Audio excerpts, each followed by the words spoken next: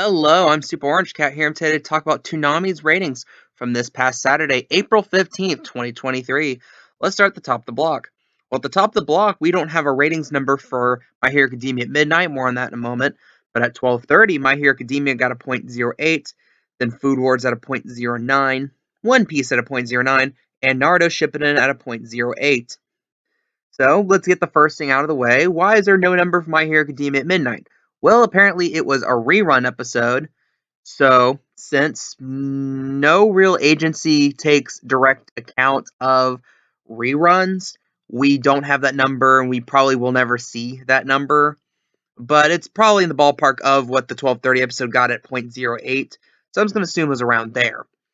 And another thing you might notice is that Food Wars and One Piece actually built on My Hero Academia.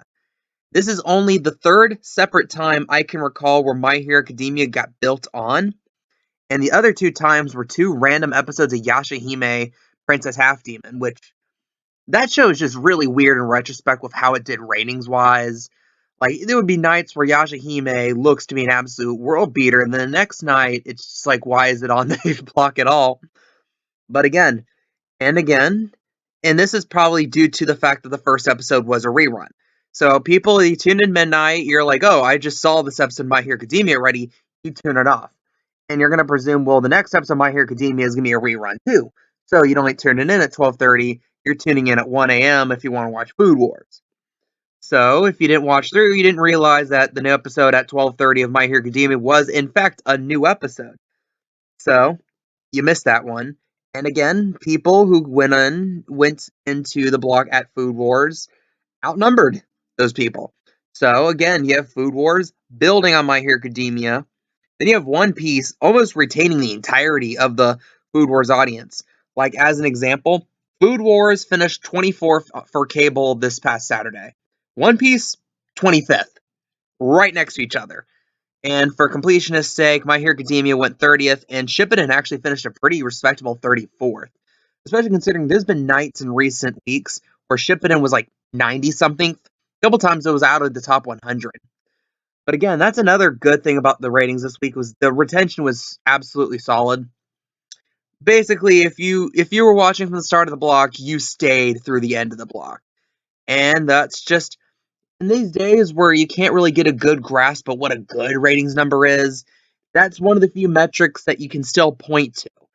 And Toonami has that. Toonami has great retention. And that's something you saw this week. Now, Toonami is facing a bit of an issue. Next week, we will be seeing the season 6 finale of My Hero Academia on the block, and we do not know what's replacing it yet. Note, people will be saying, oh, Unicorn Warrior Eternal, which is a new Gendy Tartovsky show that's been announced for Adult Swim. And people think, just like Primal, the reruns of those episodes will just air at midnight on for Toonami, midnight on Saturday. That's possible. In fact, I think ultimately that ends up being a very likely scenario. However, it's debuting, if the week it's currently set to debut would be the week after we need a replacement. So, for the very least, there would be like a 1-week filler schedule. Wouldn't be surprised considering that they really are trying to push having DC properties on Cartoon Network, DC properties in Adult Swim now with the whole like new Superman show that probably got announced a little while back to being on Adult Swim. Don't be surprised if they do like another Batman or DC related movie night on the week of April 29th. I'm kind of expecting it because, again, since Warner Brothers Discovery has all the DC stuff to air, it's basically like a free night for them. And it won't cost the block anything. So I wouldn't be surprised if we get that. That's my prediction for April 29th. I don't know which movies. There's plenty of DC movies. There's like a billion Batman movies that I've never even heard of. Just throw 2 of those on them and call it a night. Won't be surprised that's what we do on the 29th again, but the 22nd will be the same schedule. And then probably the first Saturday in May, which I believe is May 6th, I wouldn't be surprised we're seeing Unicorn Warriors Eternal right at midnight. Or again, note that sometime this summer probably we'll be seeing Fully Cooley Grunge on Toonami.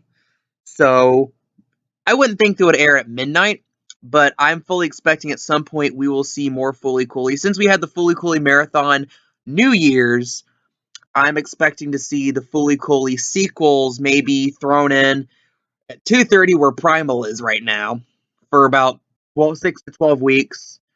And before we get Grunge on the block, that would have to lead off the block because all the money that's spent on that. And then sometime this fall, we'll be seeing Fully Cooley Shoegaze. Ninja Kamui might happen this year. And of course, Uzumaki just lurking in the wings, waiting for October if we get it this year, which eventually we're going to have to get it. I'm officially thinking that we do get Uzumaki in 2023. It's been like 2, 3 years of it being delayed. And yeah, but ultimately, great rating. My opinion, great ratings night. You can't really look at the first number anymore. You have to look at the retention. And you can't get better retention than building on the show in front. So again, good ratings night. What do you guys think? What shows do you think should be on Toonami? Leave your comments. I'm Super Orange Cat, and that is all.